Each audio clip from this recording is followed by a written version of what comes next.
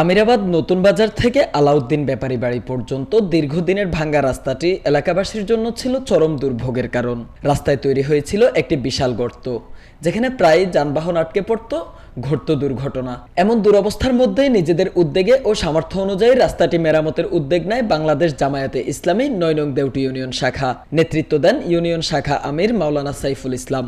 শুধু এই রাস্তা নয়, ২০২৪-এর ভয়াবহ বন্যার পরে এলাকার বেশ কয়েকটি রাস্তা ক্ষতিগ্রস্ত হয়, যেগুলো মেরামতের কাজ করেছে দলটি। এই রাস্তাটা আসলে দীর্ঘদিন থেকেই অবহেলিত। বিশেষ করে আপনি দেখে থাকবেন এই জায়গাটা আসলে পানি নিষ্কাশন না থাকার কারণে বিশাল গর্তের সৃষ্টি হয়েছে বন্যা পরবর্তীতে।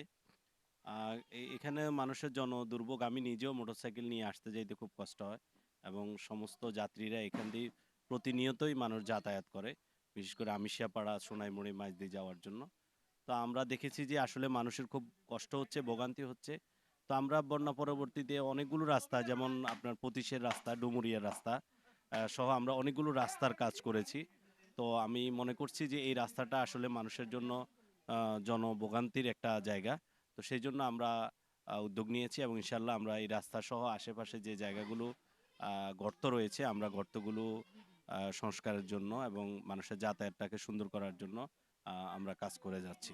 বাংলাদেশ জামাত ইসলাম ১৯৪১ সালে প্রতিষ্ঠিত হয়েছে। প্রতিষ্ঠাকালীন সময় থেকেই বাংলাদেশ জামাত ইসলামের ঘোষণা জামাত কর্মী সমাজকর্মী।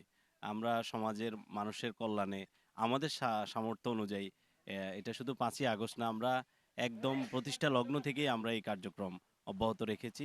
ইনশাল্লাহ ভবিষ্যতেও জামাত ক্ষমতায় যাক বা না যাক, সামাজিক কার্যক্রমে জামাত তাদের সামর্থ্য অনুযায়ী চেষ্টা চালিয়ে যাবে ইনশাল্লাহ। জি ধন্যবাদ। আমরা আসলে লোক দেখানোর জন্য কোনো কাজ করছি না।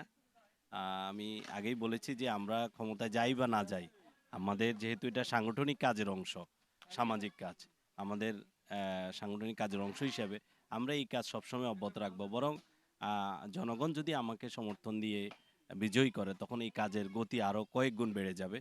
তখন আমি একটা দায়িত্বে থাকা অবস্থায় সরকারি, বেসরকারি এবং আমাদের দেশি প্রবাসী ধনাঢ্য ব্যক্তিদের সহযোগিতা নিয়ে আমি এলাকার পিছিয়ে পড়া জনগোষ্ঠী সহ আমাদের এই রাস্তাঘাট, রোড কালভার্ট থেকে শুরু করে জনকল্যাণমূলক কাজ আমি আরো বেশি করতে পারবো। এই ব্যাপারে আমি আশাবাদী। স্থানীয় পথচারী ও চালকরা এমন উদ্যোগের জন্য দলটিকে ধন্যবাদ জানিয়েছে। বহুত কষ্ট হয়, প্যাসেঞ্জারও কষ্ট, আমাদের ড্রাইভারেরও কষ্ট। তাদের জন্য দোয়া করে রাস্তাঘাট দেয় শান্তি মতো চলুক। গাড়ি ঘোড়া চালাইতে খুবই কষ্ট, সবসময় এরকম কাদা পানি প্যাক জমে থাকে, আমাদের খুবই ভোগান্তি হয় গাড়ি ঘোড়া চালাইতে আর কি, কষ্ট হয়। এইটা আমাদের জন্য খুবই ভালো উদ্যোগ, এটা আমাদের জন্য খুবই ভালো। যদি এটা সংস্কার করে দেয় আমাদের জন্য খুবই সুবিধা হবে এবং আমাদের আসা যাওয়া চলাফেরা অনেক একটু ভোগান্তি কম হবে আর কি। এটা নিঃসন্দেহে ভালো উদ্যোগ আর কি। এটা আমাদের মূল সড়ক, আসলে এটা দিয়ে মানুষ আমিষাপাড়া যায়, মাছ দিয়ে যায় এবং অনেক সময় অনেক রোগীও এখান দিয়ে আপ ডাউন করে। যেহেতু আমিষাপাড়া বাজারে এখন হাসপাতাল ছিল না, আগে এখন হাসপাতাল হয়েছে, এটা দিয়ে আসলে মানুষের মূল একটা যাওয়ার উৎস আর কি। ভোগান্তিটা তো হচ্ছে, কারণ হচ্ছে যে এখান থেকে এই আমিষাপাড়া কলেজে অনেক ফোলাফান যায়, তারা বেজারগা স্কুলে ফোলাফান যায়, তারপরে হচ্ছে আপনার আমিষাপাড়া আলিয়াতে ফোলাফান যায়। তো এখানে স্টুডেন্ট মানুষ চলাফেরা করে, আবার মুরব্বীও চলাফেরা করে, তাদের তো ভোগান্তি হচ্ছেই।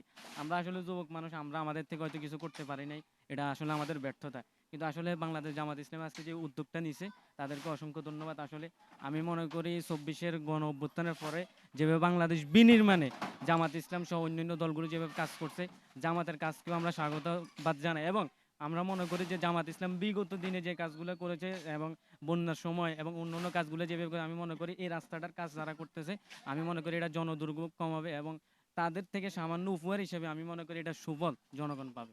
জামাত ইসলামের অবদান আমরা সবসময় পাইছি, সর্বদলে পাইতেছি আমরা। রাজনৈতিক মাঠের বাহিরে গিয়ে সাধারণ মানুষের জন্য এমন কাজগুলো যেন দলগুলোর মূল সংস্কৃতি হয়ে ওঠে, এমনটাই প্রত্যাশা করেছে এলাকাবাসী।